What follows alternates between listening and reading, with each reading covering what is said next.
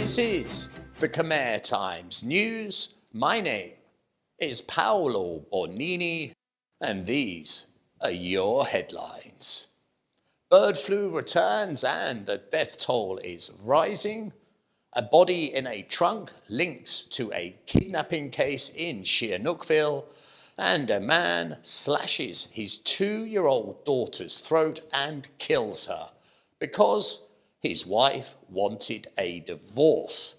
But firstly, to our headline story. H5N1 virus has returned and it has claimed 3 further lives. As always, it is the elderly and the very young who are most at risk from bird flu. And it was a 50-year-old man and a tiny infant that died on this occasion. The WHO is keeping a very close eye on the situation as it develops, and they are calling for extreme caution. The first to die was a 50-year-old man, and this death prompted the World Health Organization to call for vigilance. The Ministry of Health said that the tests had confirmed the man from Sva Reng, bordering Vietnam, was confirmed positive for bird flu. The disease gets its name as it typically spreads from birds to humans through direct contact, and that, of course, is of great concern. For even within the urban areas of Cambodia, one is never too far away from poultry.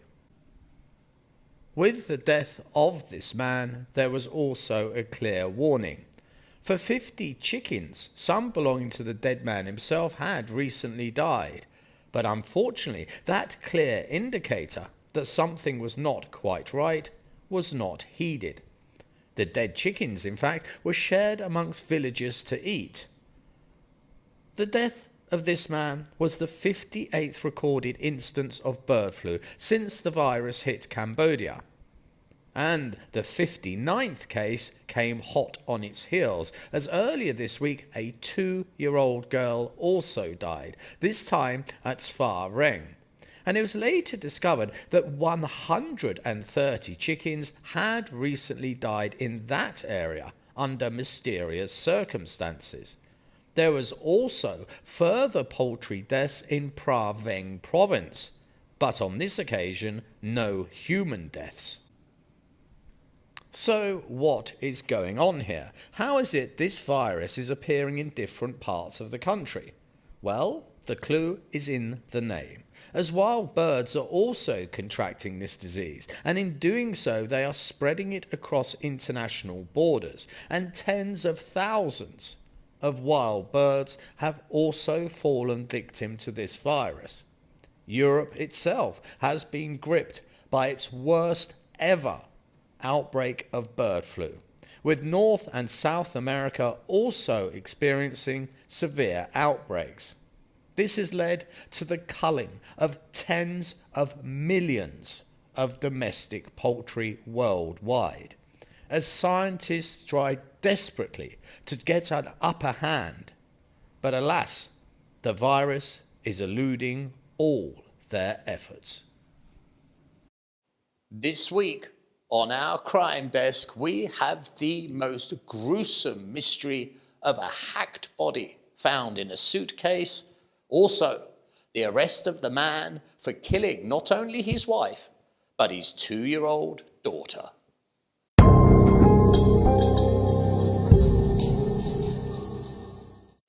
A man earlier this week went on the run, but has now been arrested for the brutal killings of his wife and his daughter. The police say that the man, in a fit of jealousy, cut the throat of his wife, and then he cut the throat of his 2-year-old daughter, killing them both. Wow. How is that even possible as a sentence? It is simply insane. It seems the brutal crime was committed by a 36-year-old man in Kandal province. He first cut his wife's throat and then he moved on to the 2-year-old daughter, both murdered in their home. The reason being His wife wanted a divorce. She had gone to the commune hall to file papers, and upon returning home, his wife and his daughter were both attacked brutally and killed. The suspect then fled, but was found and arrested. As to why his daughter fell victim to this lunatic's blade is an utter mystery, and this most miserable of deaths has shocked the entire nation. Now, to a most Victorian of crimes, a body in a trunk, or a suitcase to be precise. This week, what is believed to be a Chinese woman's body was discovered in a buried suitcase. The body had been partially dismembered by a person or persons unknown. Authorities are examining the circumstances behind this discovery of this young woman's body, found in a suitcase in a remote area of Phra Sihanouk province. The body of the woman, believed to be a Chinese national, was found early Monday morning. It was located at the entrance of a local forest. Reports have linked this discovery to a kidnapping case at a hotel in Sihanoukville, although this is yet to be confirmed. Specialized forensic officers are attending the scene, and this case is very much ongoing. A clear warning has been issued by the Ministry of Health about non-healthcare professionals promoting health products on social media. Yep, another week and another story involving Facebook, a company whose income stands at a staggering $23 billion, but seems to be wholly ineffective at policing their own platform. One of the more memorable stories earlier this year was also medical, as people were selling their kidneys after seeing a Facebook page offering money to potential donors. Well, this time it's people selling medicines on social media who know absolutely nothing about medicine or medical procedure, and the results of that could well be deadly. The Ministry of Health has issued a press release calling on people not to believe and not to buy health products that are advertised inappropriately and without any scientific basis on social media. The internet in Cambodia is besieged with creams, potions and pills, and sometimes an awful lot worse. The Ministry of Health said that it has noticed unauthorized advertisements on social media, non-health professionals promoting medicines, traditional health products, cosmetics, and products to prevent or treat diseases, often with wildly exaggerated claims, and a large percentage without any proper medical science basis. One of the worst offenders is cosmetics. There are advertisements to whiten skin, and this stuff is absolutely horrendous. These bleaches are quite simply dangerous, and I personally have seen more than one young lady whose face is now grey, and I do mean battleship grey, due to the fact that a face cream has quite simply killed the skin on her face. Second in line on the lethal scale has to be traditional medicines that can be advertised to treat a variety of ailments. Some of them include banned substances that can cause very serious health effects. Others are quite simply bizarre, claiming that they will cure you of everything from spots to heart disease and even terminal cancer. The Ministry of Health has asked citizens not to believe these quacks that peddle potions and hope to those that are needy. They ask, please go to a professional, not to the carnival of idiocy that is Facebook. Ending on some good news this week, and it's from the IMF, the International Monetary Fund. For they have announced that Cambodia has ASEAN's fastest growing economy, and the percentage growth outstrips many developed nations.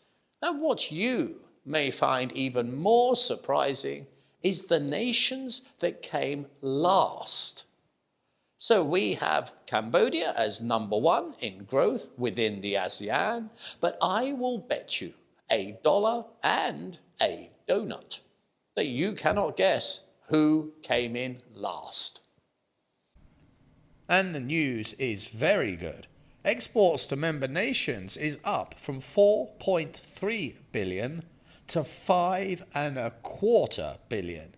And Cambodia's economy is not only going to grow, it's going to boom. The latest numbers say it is projected to expand at 5.6% this year and then continue accelerating to 6.1% next year. And those numbers from the IMF's latest World Economic Outlook means that Cambodia is likely to be ASEAN's fastest growing economy for the second consecutive year. Now, it's important to remember that one of the central pillars of Cambodia's economy, tourism, was battered around the head and left for dead in a ditch by the devastating effects of COVID. So these numbers are even more impressive, as the country has managed to handle that loss and still show incredible growth numbers. So who was second? Well, it was the Philippines, with a growth projected at 5.3%. Indonesia trots in for the bronze at 5%. And Thailand, well, they must be very disappointed because they only have a projection of 2.7%. But then again, their tourist industry was hit really hard by COVID, and it crumbled like a chocolate sponge cake struck by a fireman's hose. So you want to know who came in last on the IMF ranking? Well, you'll be surprised because it's two of the globe's richest economies, Brunei and Singapore. Now, Singapore is expected to grow by 1%. And big bad boy Brunei, a land floating on cash, could not even reach single digits. In fact, they slipped into reverse gear as they are projected to contract by 0.8% next year. It's time to have a look ahead and see what the weather has in store for us next week.